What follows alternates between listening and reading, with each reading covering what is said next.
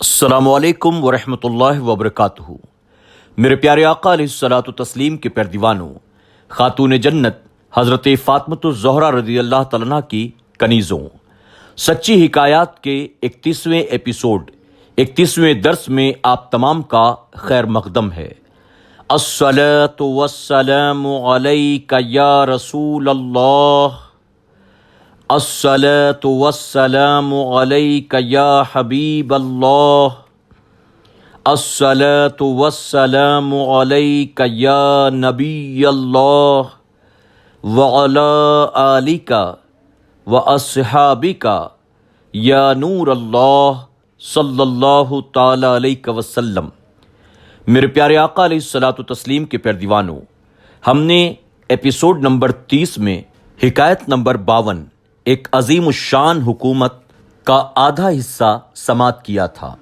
اس حکایت میں سیدنا سلیمان علیہ السلام کے اختیارات، آپ کے منصب و مقام کا ذکر ہے، کس طرح سے اللہ رب العزت نے تمام انسانوں، جنات، چرند پرند کو آپ کے ماتحت رکھا تھا۔ اللہ نے ہوا کو آپ کے تابع کر دیا تھا۔ ایک مرتبہ ایک پرندہ جس کو ہدہد کہتے ہیں، سلیمان علیہ السلام کی بارگاہ میں حاضر ہوا اور اس نے یمن کی ملکہ بلقیس کے تعلق سے بیان فرمایا کہ اللہ تبارک تعالیٰ نے اسے عیش و عشرت کے تمام سامان عطا فرمائے ہیں۔ سلیمان علیہ السلام نے ایک خط لکھا اور ہدہد سے کہا کہ یہ خط میری طرف سے لے جا کر تمہیں بلقیس تک پہنچانا ہے۔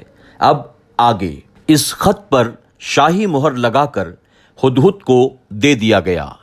ہدہد گیا اور 7 قلعوں کے پہروں سے بے نیاز ہو کر روشن دانوں میں سے گزرتا ہوا بلقیس تک جا پہنچا۔ بلقیس اس وقت سو رہی تھی۔ ہدہد وہ خط لے جا کر بلقیس کے سینے پر رکھ کر باہر نکل گیا۔ بلقیس جب اٹھی، وہ خط دیکھ کر گھبرائی اور آیان سلطنت سے مشورہ طلب کیا کہ کیا کیا جائے۔ وہ بولے، آپ ڈرتی کیوں ہیں؟ ہم زور والے اور لڑنے میں ماہر ہیں۔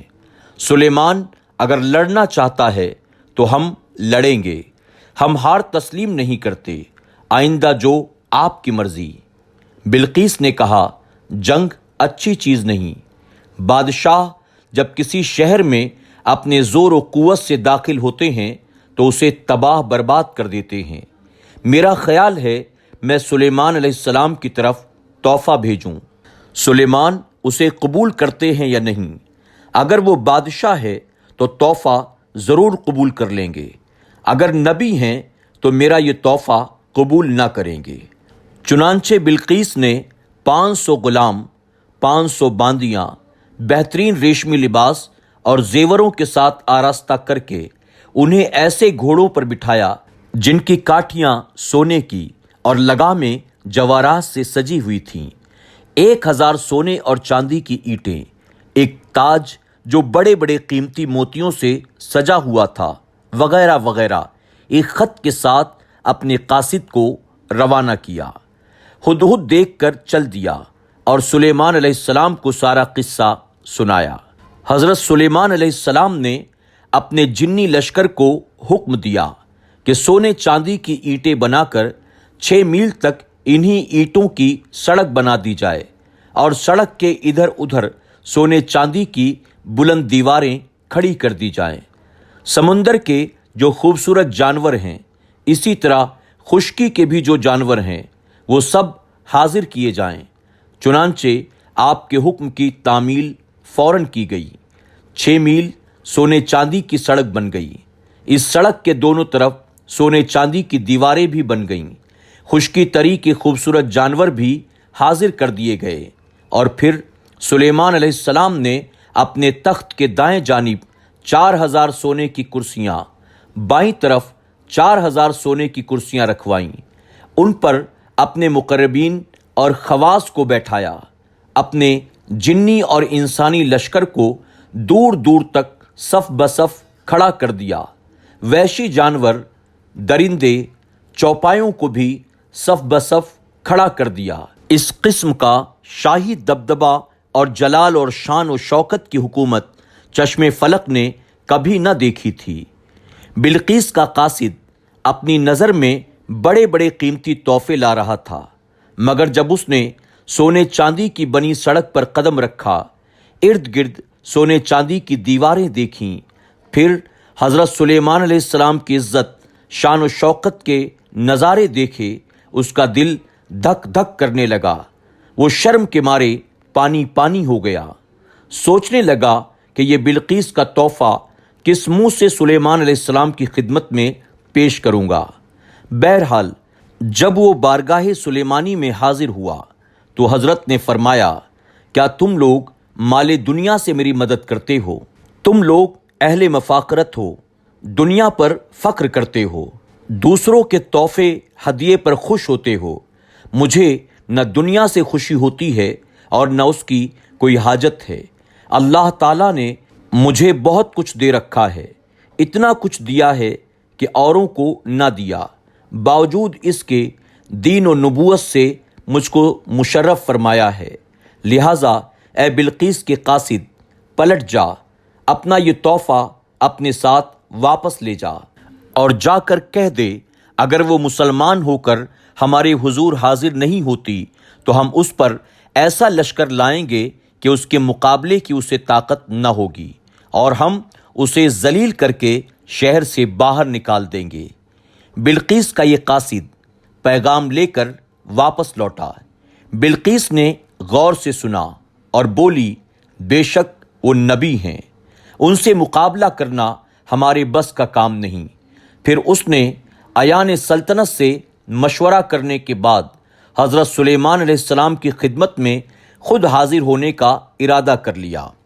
हुदहुद ने ये सारी रिपोर्ट भी हज़रत सुलेमान अलैहिस्सलाम तक पहुंचा दी।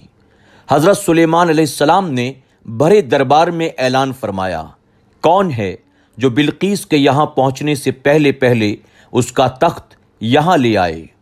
इफरीत नाम का एक जिन उठा और बोला, आपका इजलास बर्खास्त होने से पहले मैं ले आऊँगा। हज़रत सुलेमान अलैहिस्सलाम ने फरमाया, हम इससे भी ज़्यादा जल्दी मंगवाना चाहते हैं। तो फिर एक आलिम किताब उठा और बोला, मैं एक पल मारने से भी पहले ले आऊँगा। ये कहा और पल के पल में वो तख्त ले भी आया। हज़रत सुलेमान अलैहिस्सलाम ने देखा तो तख्त सामने रखा था। फिर बिल्किस भी हज़रत सुलेमान अलैहिस्सलाम की बारगाह में हाजिर हुई। हज़रत की शान व शौकत और सदाकत व नबूवत का नज़ारा करके मुसलमान हो गई। सबक: हज़रत सुलेमान अलैहिस्सलाम के दरबार और बिल्किस के तख्त के मकाम का दरमियानी फासला 2 माह की राह का था और तूल व अर्ज़ आप पढ़ चुके हैं। 30 गज ऊंचा, 40 गज चौड़ा और 80 गज लंबा। इतनी तवील दूरी और इतने वज़नदार होने और इतने महफूज मकाम में होने के बावजूद हज़रत सुलेमान अलैहिस्सलाम का एक सिपाही उसे पल भर में ले आया। फिर हज़रत सुलेमान अलैहिस्सलाम के भी आका व मौला हुजूर अकरम सल्लल्लाहु अलैहि वसल्लम के औलियाए उम्मत हैं, वो क्यों दूर दराज की दूरी से किसी मजलूम की मदद को नहीं पहुंच सकते। वो आलिम किताब उस तख्त को लाने के लिए भरे दरबार में बिल्किस के महल में गए और वहां से तख्त उठाकर वापस आए, मगर इस अरसे में हज़रत सुलेमान अलैहिस्सलाम के दरबार से भी गायब न हुए और मकाम तख्त तक पहुंच गए। मालूम हुआ अल्लाह वालों की ये ताकत है कि वो एक ही वक्त में कई जगह हाजिर हो सकते हैं। ये ताकत हज़रत सुलेमान अलैहिस्सलाम के एक सिपाही की है।